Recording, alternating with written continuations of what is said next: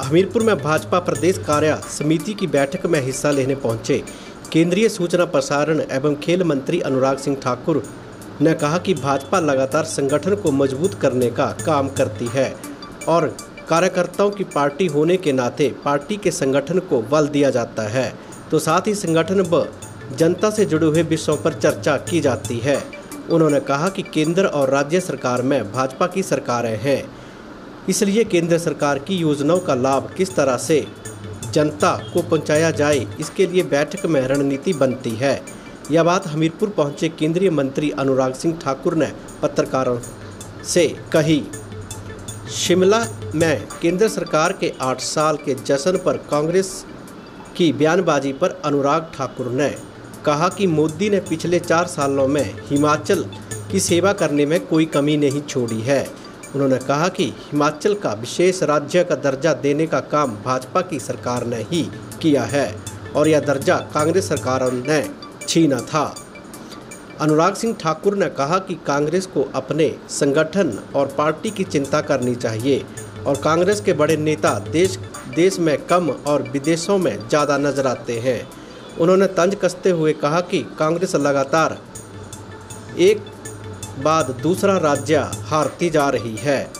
अभी हाल ही में पंजाब में कांग्रेस पार्टी को छोड़कर बीजेपी में ज्वाइन हुए यह शुरुआत है और कांग्रेस के बड़े नेताओं की लंबी कतार लगी है कि भाजपा में आने के लिए। अनुराग ठाकुर ने कहा कि केजरीवाल का झूठ अब जनता के सामने आ रहे हैं। उन्होंने कहा कि भ्रष्टाचार में डूबी हुई आम आदमी पार्टी की दिल्ली सरकार है और आम आदमी के मंत्री सत्येंद्र जैन भ्रष्टाचार में गिरफ्तार हुए हैं। उन्होंने कहा कि आखिरकार भ्रष्ट लोगों को आपकी सरकार में मंत्री क्यों बनाया हुआ है, यह जवाब केजरीवाल दें। पंजाब में सरकार बनने के 2 माह के भीतर ही भ्रष्टाचार के आरोप लगे हैं, तो एक मंत्री को निकालना पड़ा है और खालिस्तानी लोग अपनी बातों को रख रही है, वहीं प्रसिद्ध गायक की हत्या होती है। उन्होंने कहा कि जहां जहां आम आदमी पार्टी की सरकार आती है वहां पर भ्रष्टाचार का बोलबाला होता है और कानून व्यवस्था चरमरा जाती है। अनुराग सिंह ठाकुर ने कहा कि कौन चुनाव जीत सकता है और कौन टिकट के लिए सशक्त है, इसका काम पार्टी हाईकमान का है। उन्होंने कहा कि पार्टी के द्वारा जीतने वाले उम्मीदवारों का चयन शीर्ष नेतृत्व का होता है। उन्होंने कहा कि विधानसभा की स्थानीय परिस्थितियों को देखकर विचार विमर्श करके ही टिकट के लिए उम्मीदवार का नाम फाइनल होता है। भारतीय जनता पार्टी लगातार संगठन को मजबूत करने के लिए कार्य करती है, चाहे वो चुनाव का समय हो या गैर चुनावी समय हो, और कार्यकर्ताओं की पार्टी है, इसलिए लगातार संगठन पर बल दिया जाता है। जनता से जुड़े हुए विषयों को, संगठन से जुड़े हुए विषयों को, इस पर चर्चा की जाती है, कैसे उसको मजबूत किया जाए। केंद्र और प्रदेश में हमारी सरकारें हैं जो दोनों ही जनता की भलाई के लिए काम कर रही हैं और ये भी प्रयास रहता है कि कैसे जन कल्याणकारी नीतियों को कार्यकर्ताओं के माध्यम से जनता तक पहुंचाया जाए, जानकारी दी जाए और उसका लाभ भी उन तक पहुंचाया जाए। मापदंड टिकट देने के ना ये मीडिया में तय होते हैं, ना मेरे स्तर पर तय होते हैं, पार्टी के वरिष्ठ नेतृत्व में। कौन जीत सकता है चुनाव, कौन अच्छा उम्मीदवार होगा, उसको सारे विषयों को ध्यान में रखकर, वहाँ की स्थानीय परिस्थितियों को ध्यान में रखकर निर्णय लिया जाता है। अभी उसके लिए लगभग 6 महीने और हैं।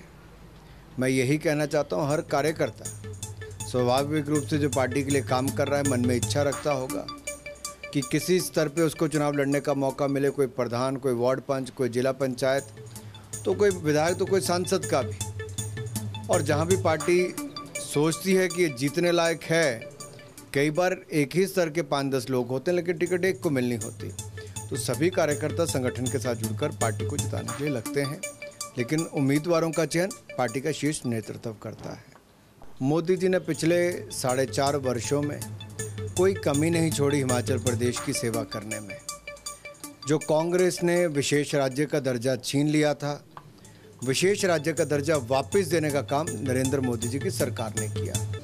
इससे पहले भी विशेष राज्य का दर्जा अटल बिहारी वाजपेयी जी ने दिया था। विशेष राज्य मतलब हर स्कीम पर प्रदेश की सरकार को मात्र 10% अपना हिस्सा देना है, 90% पैसा केंद्र से आता है। और ये दर्जा कांग्रेस ने छीना था, तब हिमाचल को 40% हिस्सा देना पड़ता था। मोदी जी के आने के बाद मात्र 10% ही देना पड़ता है। इससे हिमाचल की बचत भी हुई और हिमाचल का विकास भी हुआ है। मुझे लगता है कांग्रेस को अपने ही संगठन की, अपनी पार्टी की चिंता करनी चाहिए। कांग्रेस के नेता देश के अंदर कम, विदेशों में ज़्यादा नज़र आते हैं और कांग्रेस लगातार एक के बाद दूसरा राज्य हारती जा रही है। अभी हाल ही में ही पंजाब में जिस तरह से बड़े नेता कांग्रेस पार्टी को छोड़कर भारतीय जनता पार्टी में ज्वाइन हुए, ये तो अभी शुरुआत है। एक लंबी कतार लगी है कांग्रेस के लोगों की अपनी पार्टी छोड़कर भारतीय जनता पार्टी को ज्वाइन करने की। देखिए, एक के बाद दूसरा अरविंद केजरीवाल जी का झूठ जनता के सामने आता है। जहां एक और वो पहले बड़ी बड़ी बातें करते थे कि मैं राजनीति में नहीं आऊँगा, कसम खाता हूँ, वो भी झूठी निकली। फिर उन्होंने कहा हम भ्रष्टाचार को सहन नहीं करेंगे। आप देखिए, भ्रष्टाचार में डूबी आम आदमी पार्टी की दिल्ली सरकार, एक के बाद दूसरा उदाहरण सामने आता है। सत्येंद्र जैन जी का नाम जो सामने आया, उनके ऊपर इतने गंभीर भ्रष्टाचार के आरोप और सबूत हैं कि शेल कंपनियों के माध्यम से करोड़ों रुपए का लेन देन, 200 बीघा ज़मीन लेना और फिर इस ज़मीन को वहाँ की पॉलिसी को बदल के उसके दाम बढ़ जाना। आखिरकार अरविंद केजरीवाल जी भ्रष्ट सत्येंद्र जैन को अपनी सरकार में क्यों बनाए हुए हैं? भ्रष्ट लोगों को अपनी सरकार में मंत्री अरविंद केजरीवाल जी क्यों बनाया? इसका जवाब आपको देना पड़ेगा।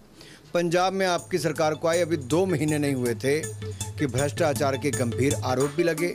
एक मंत्री को आपको निकालना पड़ा, कानून व्यवस्था चरमरा गई, गैंगस्टर हावी हो गए, खालिस्तानी फोर्सेस अपनी बातों को बार बार रखने आगे आने लगी और प्रसिद्ध गायक की हत्या भी दिन दिहाड़े हुई। ये अपने आप में दिखाता है कि जहाँ जहाँ आम आदमी पार्टी की सरकार आती है, वहाँ भ्रष्टाचार का बोलबाला होता है और कानून व्यवस्था चरमरा जाती है।